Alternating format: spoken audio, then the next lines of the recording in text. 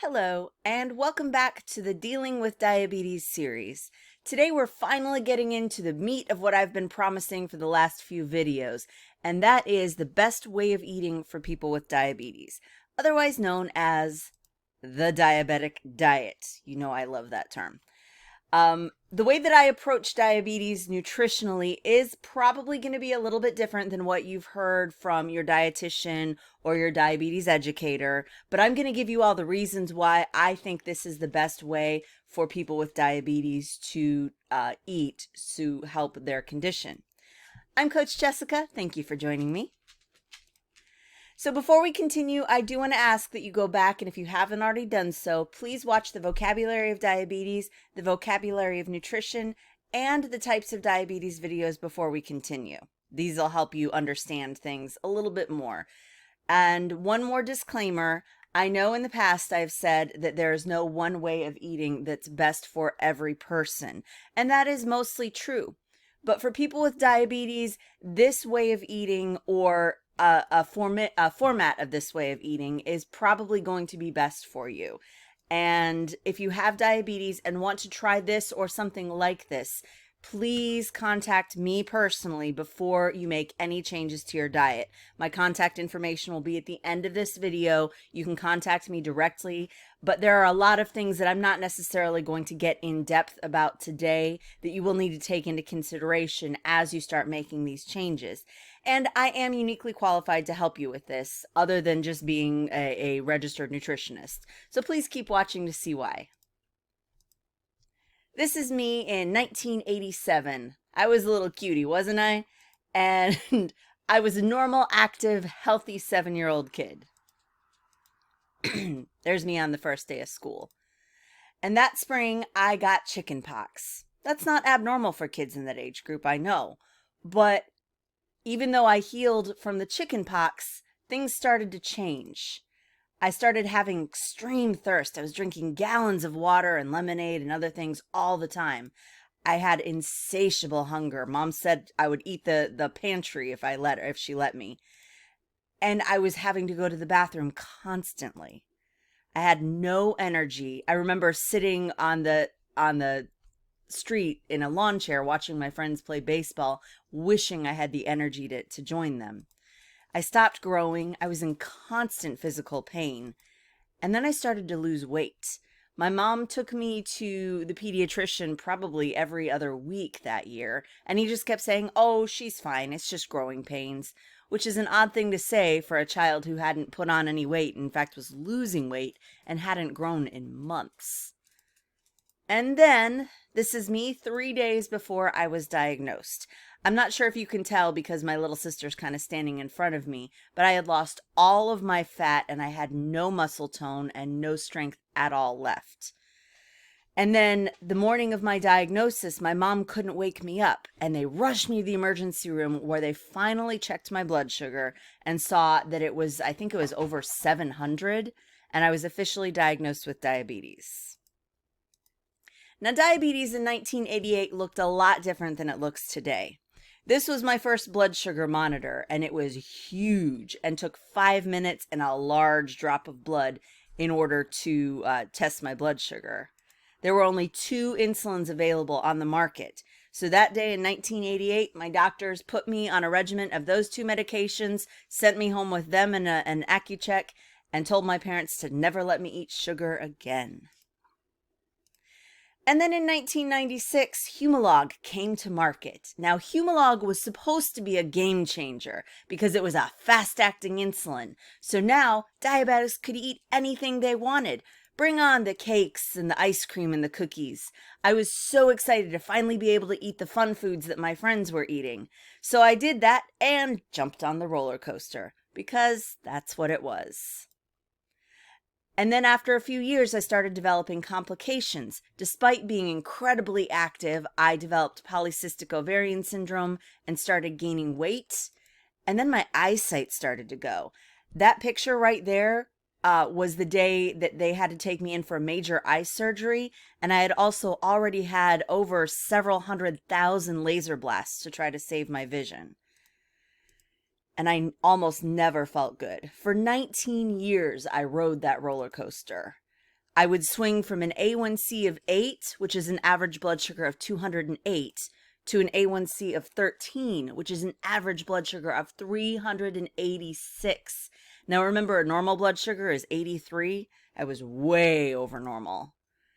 And every time I went to the doctor and they would give me my blood results, I felt so defeated. I knew I needed to lower my blood sugars, but I couldn't figure out how to do it. And then a couple years later, after an unrelated health scare, my doctors told me if I did not get control of my diabetes, it would kill me. So I buckled down and worked very hard and managed to get my A1C down to a 7, which is an average blood sugar of 172. And I was congratulated for finally achieving good control. But I was still on the roller coaster, still having those complications. That was during the time when my eyesight was going and they were giving me laser blasts all the time to fix it. So I knew there had to be a better way. And then in 2016, I joined an online group of diabetic athletes and met Dana. She had been a type 1 diabetic for the majority of her life and had been maintaining an A1C in the 5s, which is normal, for several years. She told me about Dr. Bernstein and a large group of diabetics who maintain normal blood glucose levels by eating a low-carb, high-protein diet. Now, this is different than keto, and this is not Atkins, despite what you might have heard. This is a very specific protocol formulated by this man, Dr. Richard K. Bernstein.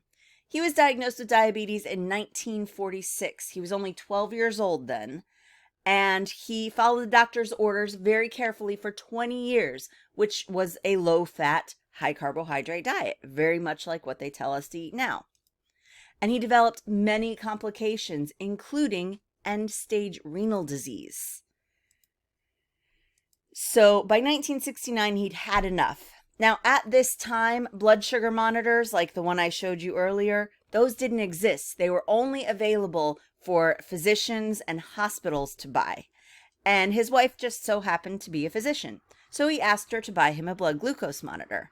And he started checking his blood sugar frequently and adjusting what he ate and his insulin amounts to achieve control of his blood sugars. And he did find that the only way he was able to normalize his blood sugar was by eating a low-carbohydrate diet. But the good news is, once he achieved those normal blood sugars, all of his complications resolved, including end-stage renal disease. That's a nasty one, too. And he tried to publish his findings in medical journals, but he was rejected because he wasn't a physician. So at the age of 45, Dr. Bernstein went back to school, became a doctor, wrote the book Dr. Bernstein's Diabetes Solution, and opened a practice dedicated solely to helping diabetics achieve normal blood sugars and heal from or prevent complications associated with diabetes. Now today he is in his late 80s, I believe he's 88 or 89, and he's been living with diabetes for over 75 years. And he still exercises daily and lifts weights 3 times a week. He runs a thriving medical practice, seeing patients up to 8 hours a day, and he maintains an average blood sugar of 83. So studies have shown that people with diabetes tend to have a reduced life expectancy as well as a reduced quality of life. So how has Dr. B defied the odds and is still living a healthy, active life well into his 7th decade of living with diabetes? It's because of this, the law of small numbers. This is the thing that he developed. Small inputs, meaning small amounts of carbohydrates, lead to small changes in your blood sugar and in how much medication you need, which then leads to small chances of error. And normal blood sugars, like this beautiful line. So the things like the fast-acting carbohydrates like bread and rice and apples, they all in the body convert to glucose, which, as we know from my previous video, glucose is just a fancy scientific way of saying sugar. Now, here's where things get a little bit more complicated, but stick with me. Type 1 diabetics do not make insulin because their immune systems have either destroyed or are in the process of destroying their insulin-producing beta cells on the pancreas, we talked about in the types of diabetes videos. And then type 2 diabetics, they do still produce insulin, but they are becoming resistant to the insulin they're making, usually due to extra weight around the midsection. Their pancreas then begins to work overtime to produce more insulin, which leads to very high circulating levels of insulin in the body, and this is called hyperinsulinemia. And hyperinsulinemia leads to beta cell burnout, and eventually many people with type 2 diabetes will need to take exogenous insulin. So people with diabetes, at the heart of the condition, we cannot break down carbohydrates. But that's no big deal. We'll just take a shot of insulin or an oral medication and everything works out, right? Let's just give the kid with a peanut allergy a Snickers bar. After all, he has an EpiPen, right? That just doesn't make sense. Because here's the thing.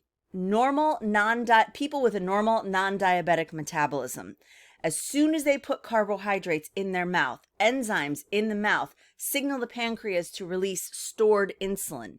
And this is called the phase 1 insulin response. And it keeps a person with a normal pancreas and a normal metabolism from having their blood sugar go too high.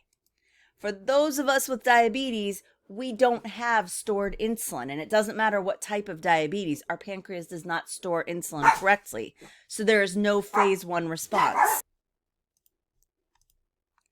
So since we have no phase 1 insulin response, our blood sugar immediately begins to rise. And the thing is, because diabetics have no phase 1 insulin response, we then have to either inject fast-acting insulin to cover those fast-acting carbohydrates, like bread, rice, potatoes, whatever, or take an oral medication. But the thing is, injecting insulin into the body, generally you inject it into fat, it slows the absorption of the insulin, and blood sugars very quickly get too high. And even the fastest acting format of metformin takes 2 hours to begin working. So it just doesn't really work. So the solution is, instead of eating fast acting carbohydrates, we limit the carbohydrate intake to slow acting fibrous vegetables. That's where we get our carbohydrates from. And the slow digestion of these foods matches the action time of the insulin and or oral medications that we're using, which then helps us prevent those blood sugar spikes. So the result of Dr. Bernstein's protocol is predictable, stable, normal blood sugar levels. Like these beautiful flat lines, 90, 85, perfect blood sugars. And this means that people who follow this way of eating escape from the complications that come from high blood sugars, things like heart disease, kidney disease, neuropathy, retinopathy, amputations, all of those horrible side effects that we hear about. Does this sound different to you? Sure did to me. The thing is, this way of eating is very similar to the way of eating developed by Dr. Frederick M. Allen. In the early 1900s, getting type 1 diabetes was considered a death sentence because basically your body starved and you died. And Dr. Allen began treating diabetics with a diet high in fat and protein, but very low in carbohydrates. And he had about 100 patients that he treated, a little bit over 100 patients, and many of them were able to then survive until exogenous insulin was finally available in the 1920s, which was kind of miraculous. And at the time, this diet was used by many physicians, including Dr. Elliot Joslin, who at the time was the most prominent diabetes specialist in the world. There are still many clinics named after him. So the Dr. Bernstein protocol is kind of bringing that back. It's been modified a little bit. But what he does is he recommends that as a diabetic of any type, you try to stick to consuming 6 grams of slow-acting carbohydrates at breakfast, 12 grams of slow-acting carbohydrates at lunch and dinner, and make sure you eat lots of protein. Protein is the key for this diet. He recommends that most physically active people should eat 1 to 1.2 grams of protein per kilogram of your body weight. And if you're an athlete or a growing child, you will most likely require much more. But this is important for you to understand. Consuming this much protein will not cause kidney disease as long as your blood sugars are normal. The hyperglycemia is what causes the kidney disease, not the protein you're eating. So what if I told you that there is no such thing as an essential carbohydrate? Most dietitians will say that if you're a diabetic, you need to eat 45 grams of carbohydrates per meal at least, but you really don't. There are essential amino acids or proteins and essential fatty acids or fats. But the thing is, in the body, there is a slow moving way of converting protein to glucose. So if you're eating enough protein, your body is going to have enough of that glucose to do the things it needs from the glucose. The goal ultimately of this protocol is blood sugar stability. See, remember, a normal A1C is 4.5 to 5.6. So if you check your blood sugar 10 times, and these are the readings you get, and you add it up and do the math, that leads you to an average blood sugar of 115, which is an A1C of 5.4. But if you look at the blood sugars, half of the time your blood sugar is way too low, and half of the time it's too high. So you're still on that up and down roller coaster, which is what causes those complications. So that's what we're trying to avoid. But the thing is, the way that we are eating here is very different from the way the average American eats. The average American eats 152 pounds of sugar per year. And obesity rates in both adults and children continue to climb. So diabetics who follow Dr. Bernstein's protocol set a positive example for the whole rest of the country. Eating lots of nice vegetables and protein and things basically is just a good way to do it. And if anybody asks you why you're not eating the sugar or the sweets or whatever, just say you choose to live a long and healthy life. Diabetes doesn't even have to come into it. Diabetics with normal blood sugars. These are people that I know personally from my time in the diabetes online community and in person as well. Just a few of the people. I'm not going to take too long with these. There's that. All different ages. And of course, there's me. So the thing is, even if you have diabetes, this is the heart of what I want you to know.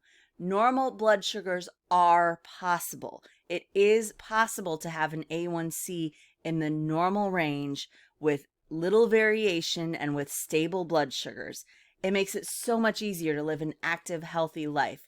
Complications are not inevitable. When I was diagnosed, they told my mother that I would probably only live to be 50 and I would be blind and probably lose a foot or a number of other things. I'm very close to 50 now. I'm in my 40s now and I don't have any complications right now. So diabetics can live a long, healthy, active life.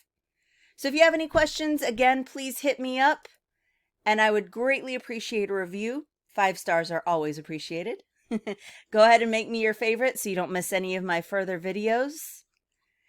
And coming soon, kind of trying to decide what to do next. If you have any suggestions for things you would like to see, maybe some specific information about how to eat this low-carb, high-protein diet, I can do a video on that. Maybe some meal prepping type videos. I have lots of ideas, and please just let me know what you want to see next.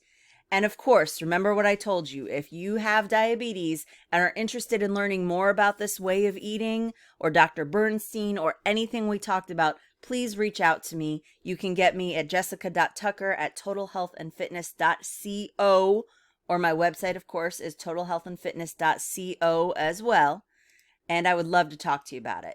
Now, this book, I do strongly recommend, if you're interested in this, get this book and read it. Dr. Bernstein's Diabetes Solution. And there are some of my other references. I'm sorry it went a little fast. So I'll put that back up here. There we go. So I'll leave those for just a second. And thank you so much for joining me. See you next week.